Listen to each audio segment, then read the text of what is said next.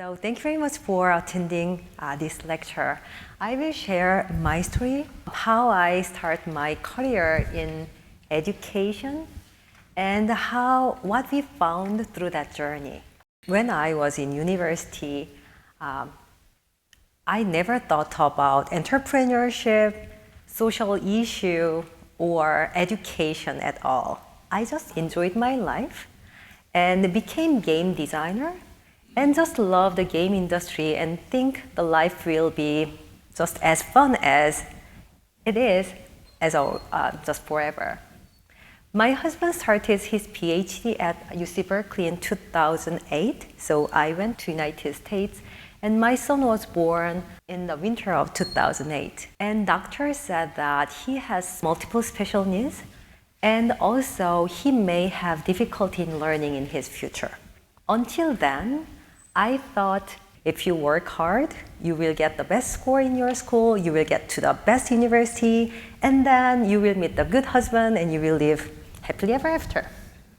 So I and my husband realized that we don't know how a person who may not achieve high in his school will spend their time. We just realized that all of our knowledge about the world and our career is totally useless. And from that moment, we just realized that, we built our career in the industry that entertain healthy adults with tens of millions of dollars. But what we can do with our skills for children who need some meaningful time when they learn. That is the first sketch I drew in early 2009. So I just dreamed a software that was 2 years after iPhone has come, and people rumored about the bigger iPhone that will come out in the future. So I dreamed if this child need to spend 2 years or 3 years to learn ABC, how about if really fun game and education tool just patiently teach him the basic idea of education again and again and again. With that idea, with the sponsorship of my former employer NCSoft, I started to design special education tool targeting 18 months to 5 years old age. It all became quite big hit in App Store and got many awards. But more importantly, I learned two really important things with this experiment. One, even a 9-month-old with Down syndrome can distinguish which is better interaction than others.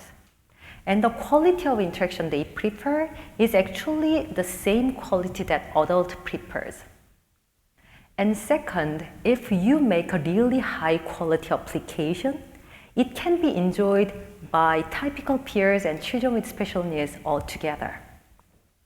With that knowledge and experience, I started my own company with my husband in 2012 that is called Enuma. That was our first mission statement. We designed exceptional learning tool to help all learners, including those with special needs, to be independent learners. Because of my son, my goal is not sending him the best university. But I hope that he actually enjoy his time at school for the next 13 years, and also hope that he can learn by himself to catch up for this fast-moving world. And we believe that the most important thing about children's success is being independent and being motivated, and more importantly, experience some success. We know how hard to achieve success for the life of children who already left behind than their peers. So we start our business to solve this small problem, a struggling learner. Even though they are inside of the most wealthy school system, 14% of children couldn't achieve the expected proficiency, and 14% of students in the United States receive special education. So we thought that, okay, if this child need to practice additional time in the classroom or outside of the classroom, how to make that application fun and meaningful and repeatable as much as possible. So as a result, we released Todo Math in 2014. It became quite successful so far. So it hit #1 chart in United States, China, Korea, Japan, and even Singapore in 2014, and still one of the best sellers of App Store. It is originally designed for kindergarten to 2nd grade in United States to catch up their peers. But it turned out being quite popular among the family of 3 to 6 years old in Asia, and that they are actually 90% of our users and make us sustainable so far. However, that was really fun experience, but then we realized, not all of the struggle learners actually have special learning needs. Actually, in United States, many of children are struggling because they are immigrant. They are from low socioeconomic status families. They never exposed to anything called school readiness before entering the school system. And then, just learning about this more and more, we realized too many children actually fail to learn in the world. 250 million children cannot read or write. Among them, 190 million children are inside the school system. And in overall, the UNESCO said 681 million students in the world couldn't achieve minimum literacy and math skills until they graduate their school system. Some people just say, how it can happen? If they are attending the school system, if we build a school in developing countries, how they can't achieve any learning? This is one of the classrooms. This is not the worst classroom we ever saw. At least there is a wall, and there is desk, and children have pencil and paper in their hand. One of the refugee camps we saw, teacher to student ratio was 1 to 180. And they need to teach in English because that's a language of academic, but even teacher couldn't speak English well. And these children are from other areas like Somalia and Congo and never exposed to English before. But in this classroom, they need to learn the information in English. Nothing happens in this type of classroom. But as a person who really focus on special education, I think, okay, I can see there is a broken system. But it may be the same problem for a child. So if you see that, the children in the back row, they can't see what is going on Blackboard. It may work exactly same with children with vision problem. And in this noisy classroom, especially the classroom that doesn't have window, there is really small chance that they understand what teacher said.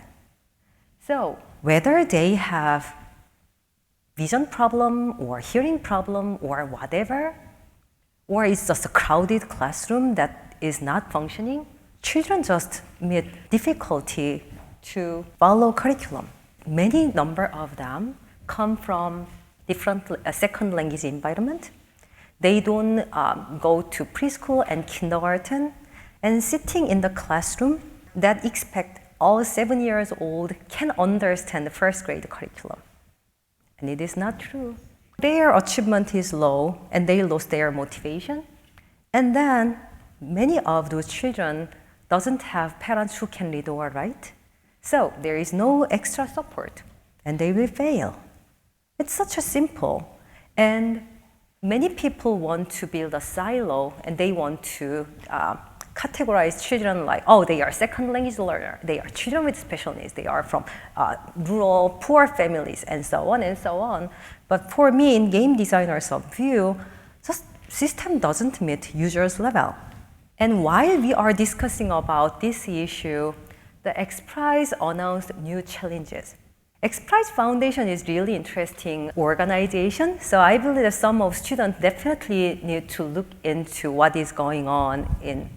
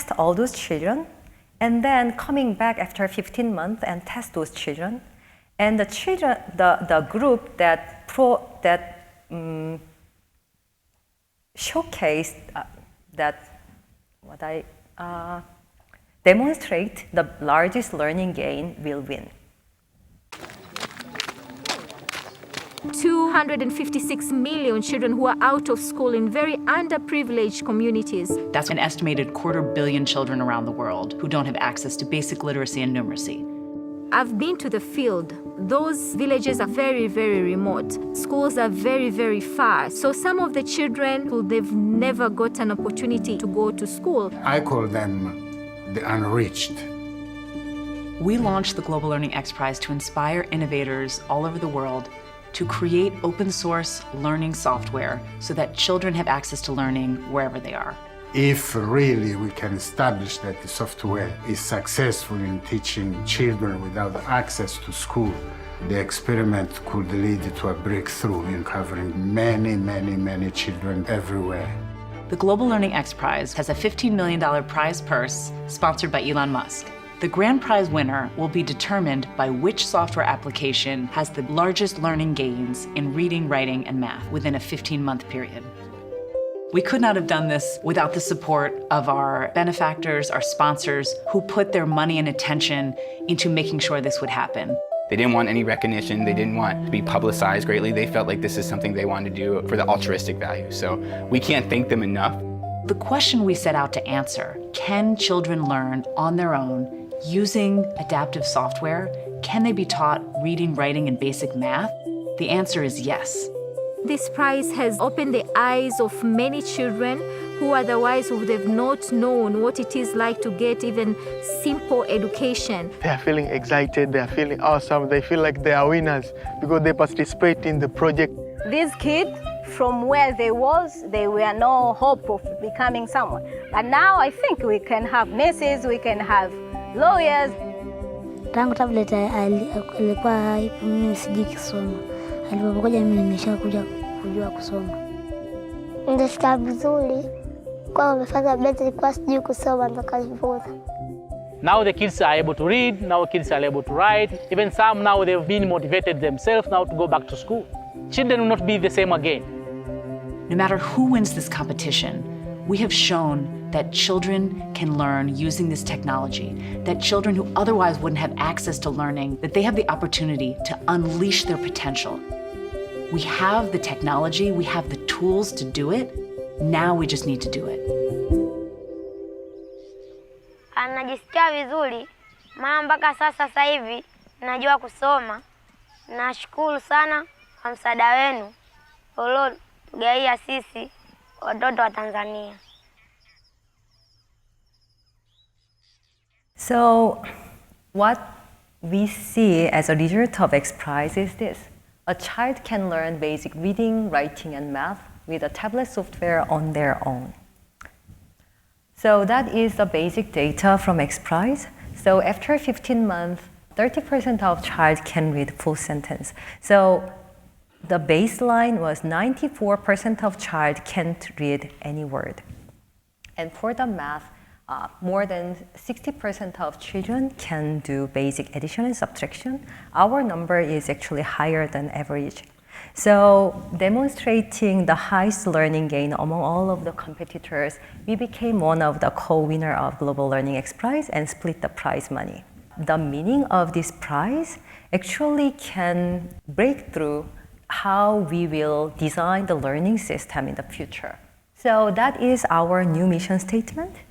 We will deliver learning outcomes anywhere. Right now, we are building Korean version, Spanish version, ESL version with Rohingya language instruction, ESL with Kenya-Rwanda language instruction for Rwanda learners, and also experiment other languages and some of more assistive functionality like sign language, assistant mode, and so on. Because we believe that only by delivering outcomes to the most struggling learners, we can open the door of digital education transition. So far, when people think about digital education, many times we just think about how to make our smart learners even smarter, how to add STEM education on top of our current curriculum.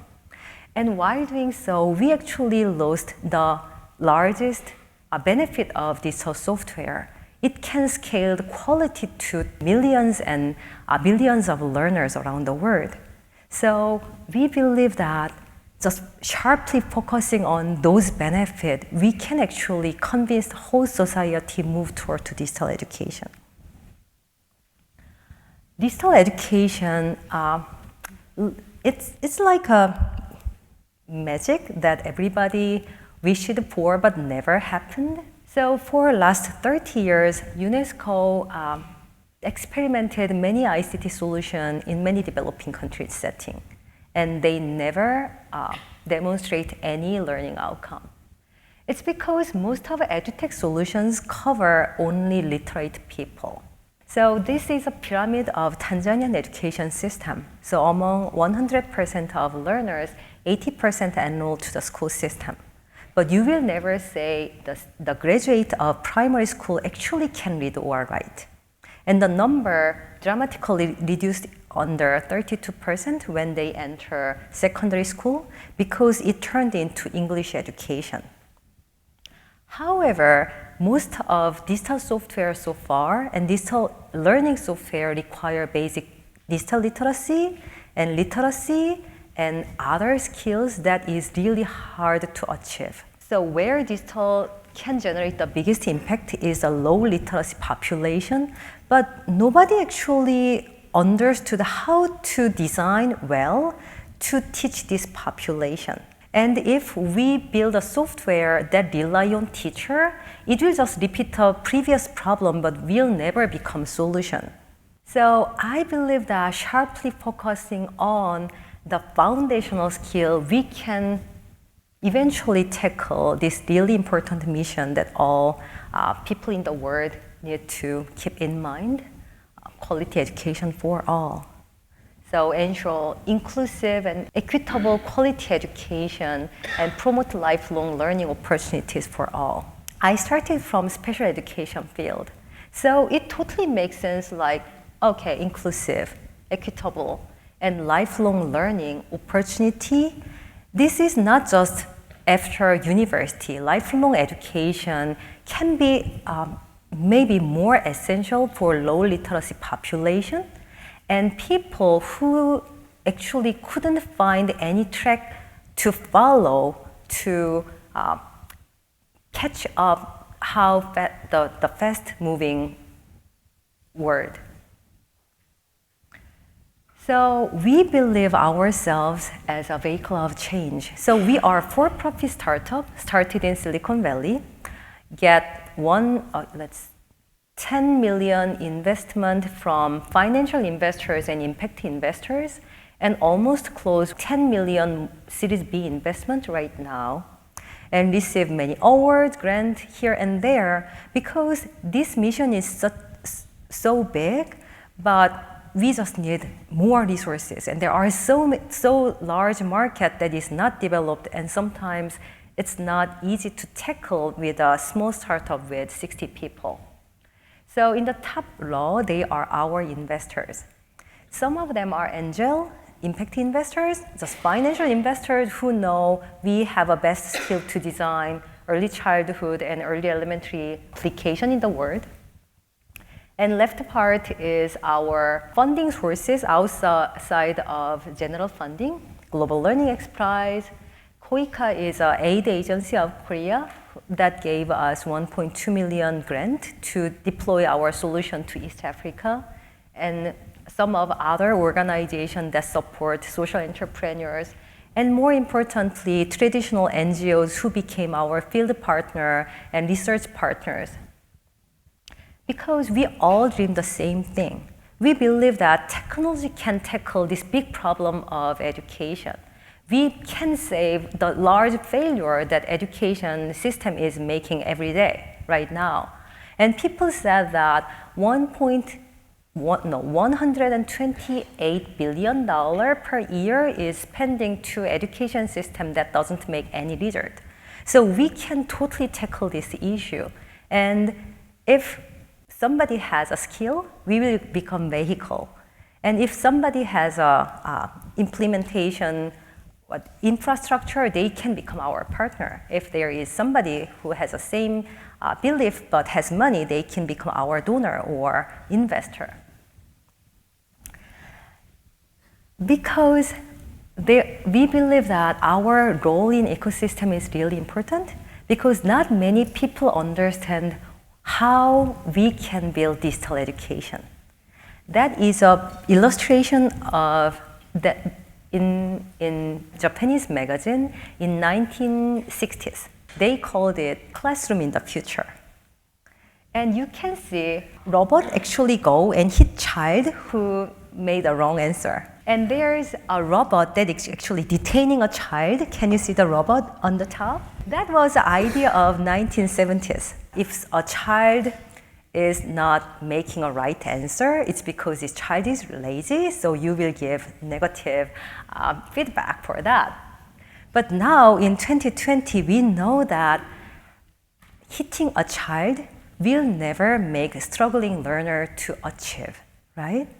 we know if this child couldn't understand certain idea, there may be some missing link in their foundational skills. So that is a film from one of out-of-school centers in Tanzania.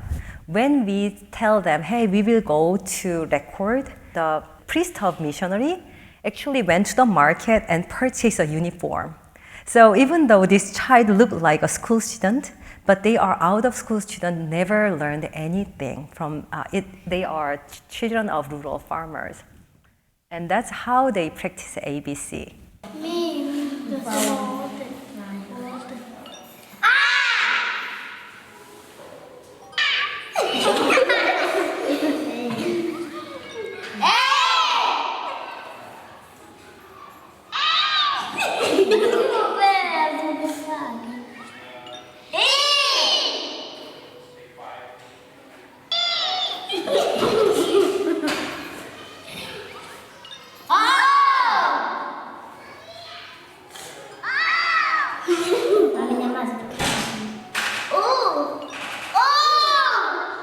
And there was no teacher.